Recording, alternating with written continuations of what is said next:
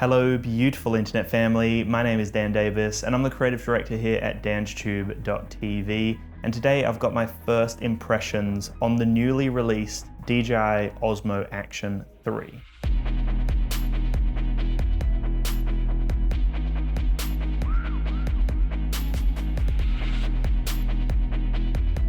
I got myself the standard combo here, which comes with a few basic accessories. The standout accessory though is definitely this case that allows you to shoot in either vertical or horizon with the magnetic clip. The magnetic quick release clip as well is a really cool standout accessory, which I really do love. It was something that we saw with the Action 2 and they've brought it along to the Action 3 here. I've got the quick release clip on this selfie pole here and it's very simple to attach. You basically just line it up, wiggle it a little bit. You can also use the quick release like side clips here, but I like to actually just line it up, push it in, and then it clicks and it's ready to go. With the Action 3, they're definitely pushing the idea of vertical shooting in a lot of their marketing content.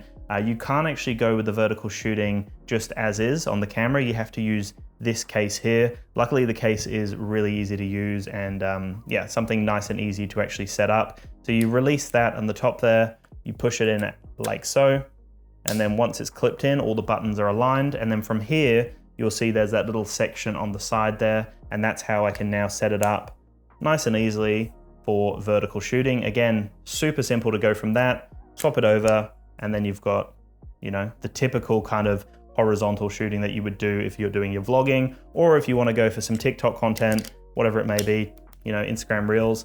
Set it up like that, nice and easy. You can see how quick it is to swap between the two. So that's something that definitely stands out with the Action 3 design. I will be talking about the Action 2 a little more in my full review, but I just wanted to mention here that I can see why they have released an action camera so soon after the Action 2. As much as I love this camera and I use it a lot of the time for my content, there were some major limitations. One of them was overheating. This thing got extremely hot, which was insane. I did love this modular design here, really cool concept. But the problem with it is, you know, if you just want to use this system, for example, then you don't have the expandable storage on it.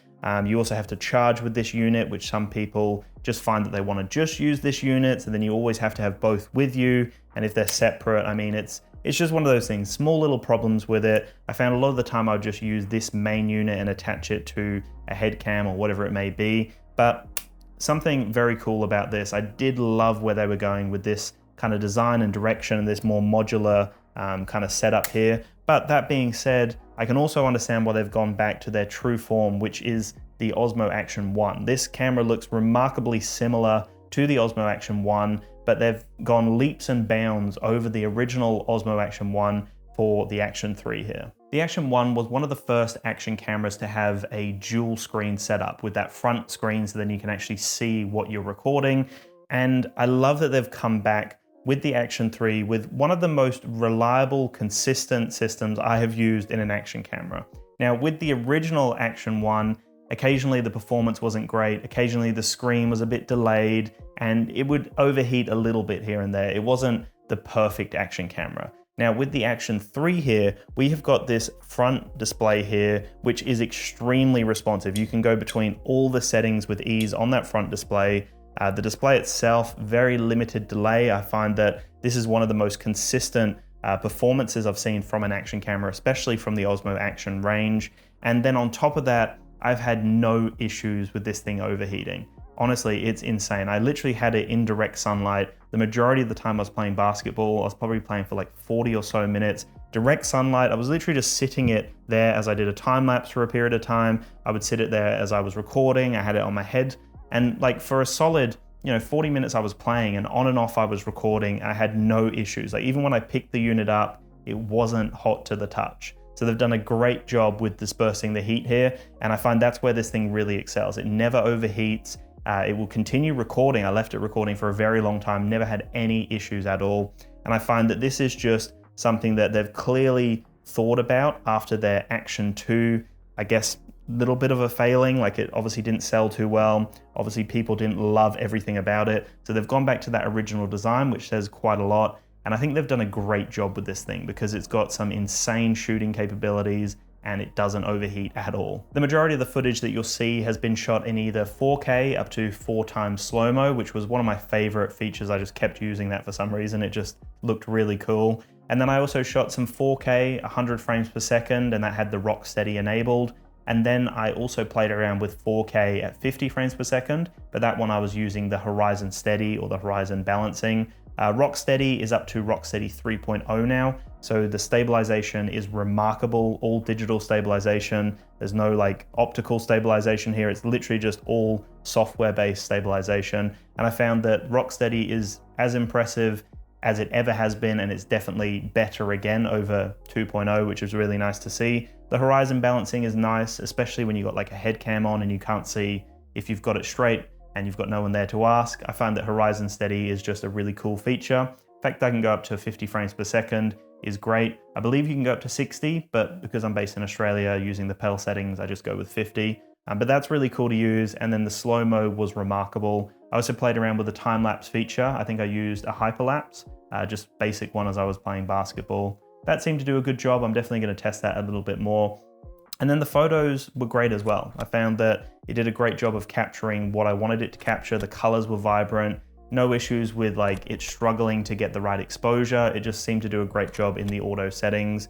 And I was very impressed with the color of the image itself and just the quality, like the clarity and sharpness of the image was really nice from the Action 3. Another major advancement of the Action 3, which I haven't had a chance to test properly yet, is the fact that it's now 16 meters waterproof. So that's just out of the box, 16 meters waterproof. You don't have to get an additional case, which you previously would if you wanted to go those depths, but 16 meters waterproof straight out of the box is another great advancement with the Action 3.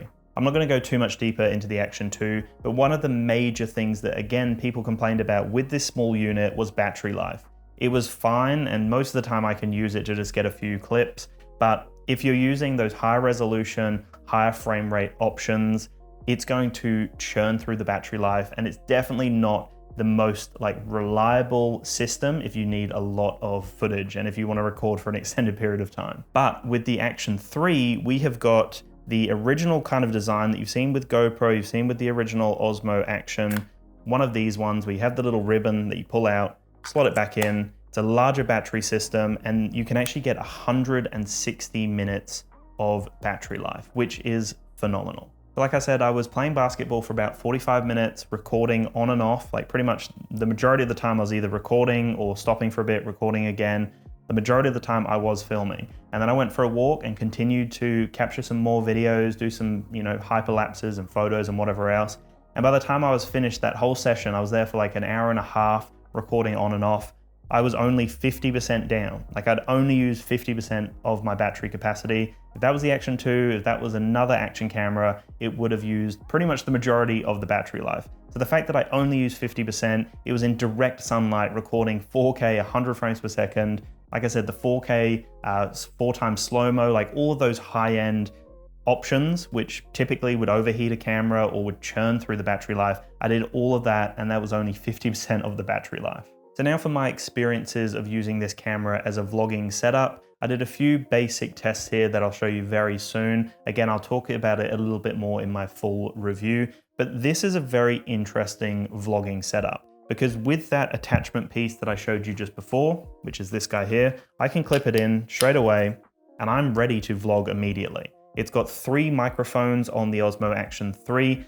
They do an amazing job that you'll hear very soon. Occasionally the wind will obviously impact on it and affect it, but the majority of the time you are going to be fine with the audio, and you literally just have a basic selfie pole, whatever it is that you have available to you, and you've got a full vlogging setup without a microphone attached to you. And I find it to do a really good job. Like I'm very impressed with the way that it can actually, expose everything that's going on around me as well as focusing on me as the main subject. Obviously focus is never an issue because everything is always in focus with an Action camera. And then the audio quality from the unit is phenomenal. So check out some of these clips here and I would love your thoughts of like how you think it went in the different setups I had it in. There are a few things I've noticed about the Osmo Action 3 so far that I've been really impressed with. First things first is I've had it in direct sunlight for a very long time now, recording a bunch of content in 4K, 100 frames per second, even the slow-mo 4K, 4x slow-mo as well, played with the time lapse, all of that stuff. The camera does not get hot. It's amazing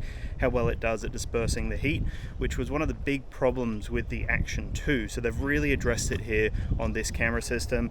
And another thing I want to mention is the battery life is phenomenal. I've been out here, like I said, for a very long time now, just filming a bunch of random stuff, playing basketball for like 40 minutes, pretty much recording on and off the entire time, and battery life is going really well. I'm not even down to half of the battery life just yet, so very impressive stuff. This is recorded directly on the Action 3, so the audio is coming directly from the microphone system here.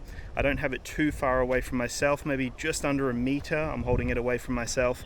So I'd love your thoughts on how good the audio quality is in your opinion, and also what's the video quality like. I'm in a bit of a dingy kind of area. There are occasional bits of sun poking through the trees, so I'd love to see how it goes with, you know, different kind of color temperatures as I'm going through the sun and then into shade. How well is it going? Is it overexposing, underexposing, or is it doing a really nice job of balancing the colors as the lighting is changing? I'd love your thoughts in the comments below. So this is the audio again from the Osmo Action 3, but this time I've got it mounted to my head here. So obviously my voice is coming out here, and hopefully the Osmo Action 3 is doing a good job of picking this up, because this could be a really cool way for a lot of people to document what they're doing. If they're jogging, if they're walking, if they're exploring somewhere, they could narrate what's going on while the camera is mounted to their head. So I'd love your thoughts. How well do you think the stabilization's going here? This is again 4K 100 frames per second. I got rock steady on. This time I've actually changed it, so this is the standard field of view and not the wide field of view here. So I'd love your thoughts on that as well, what differences you're noticing, and if you're impressed with the audio and video quality. What is that noise? Whoa. Anyway, I'd love your thoughts, because this is like, again, my initial kind of impressions of the Osmo Action 3 so far. I've only been testing it for a few days, but so far I've been very impressed. If you compare it to the Action 2, which was a really good camera but had a lot of issues and a lot of things that people didn't love, the Action 3 is coming back in a very strong way, and I think definitely competing with GoPro here with all of its features and consistency and reliability and just how stable everything is with the operating system, as well as, you know, the button functionality and the camera itself. Like, it does a great job of capturing everything. If you are interested in the Osmo Action 3, then you can reach out to the D1 store directly via email, and you can get some special pricing on whatever it is that you're interested in, whether it's the Action 3 combo, whether it's another camera system or a drone, you know, whatever it may be. Reach out to sales@d1store.com.au, mention DansTube, and you will unlock some special pricing. So go over, explore your options and see what you can get over there, and let's get back to it. The camera system on the Action 3 is really impressive. It's a 1/1.7 inch CMOS sensor, which, if I'm not mistaken, is the same as the Mini 3 Pro, which is a very impressive camera system. So you're getting that same technology, that same camera system in a portable action camera like this. And I find it to be, like I said, and like you saw in all of those clips so far, it's impressive. It does an amazing job of getting the right colors, which a lot of action cameras can struggle with that, but they've definitely made sure that this does a great job in all different lighting conditions, even when things change, like as the lighting changes or as the scene changes. I think it does a really great job of balancing and adjusting those colors and making sure that everything is just popping and looking awesome. The other thing is that this camera can capture up to 4K 120 frames per second. So I'm recording in 100 frames per second purely because of those PEL settings, and I'm using multiples of 25 to make sure that everything's smooth and not awkward. So I'm using 100 frames per second, but you can use up to 4K 120 frames per second, which is remarkable. The fact that it's not overheating, the fact that it's having no issues, the fact that the battery life is amazing. Like, I mean, this is an all-round camera system. Even though it's an action camera, and I tried to do some actiony things, I played some disc golf, played some basketball, went for a walk, tried to do some actiony things, but even just in the general settings, like when I'm, you know, walking down a beautiful area, lots of trees around me, like just that kind of setting where it's just a general setting where the average person would be going, it does a great job. You know, if you want to vlog and talk to the camera, it does a great job in that setting as well. So it's not like you have to be into action. This could be a really cool like vlogging camera that you take with you, a lot more portable than most other camera systems. And the fact that it's consistent and reliable with battery life and not overheating and all of the options that are available to you, the Action 3 is very, very impressive. So I'm excited to see that they've gone back to that original form factor, and then just improved on everything. Again, I find the touchscreens to be extremely responsive. The buttons themselves, like I feel that it's such a rugged design because you do have to press the buttons, you know, like there's a little bit of a push to them. Where we look at the Action 2, for example, it's a simple little button system that doesn't have too much resistance. I find that this is more of a rugged design, which is nice, and it probably helps with everything, you know, the rugged design, the waterproof capabilities of it. I find the buttons to have a nice tactile feel to them. All the little like sections that you can unlock, they all feel really satisfying, and especially this quick release magnetic design. To me, that's one of the coolest features of the Osmo Action range, especially when we saw it with the Action 2, but now that we've got a more consistent, reliable camera system, it just excels again. So overall, the Osmo Action 3 does an amazing job. So for my first impressions, I am impressed. I think it's everything that we wanted to see. I love that they experimented with the Action 3. I really don't want to say too many negative things about it because it is a cool, unique design, but they clearly learned from it and they clearly didn't get it right with the Action 2. So they've gone back to the Action 3, which is the original Osmo Action design. They've tweaked it, they've taken some things from the Action 2, put it in, and they've done something phenomenal. I think it's one of the best action cameras I've definitely tested. Can't wait to test it some more on the channel. I would love your thoughts though. Let me know what you think of the Osmo Action 3, and I'll chat to you in the next one. Peace.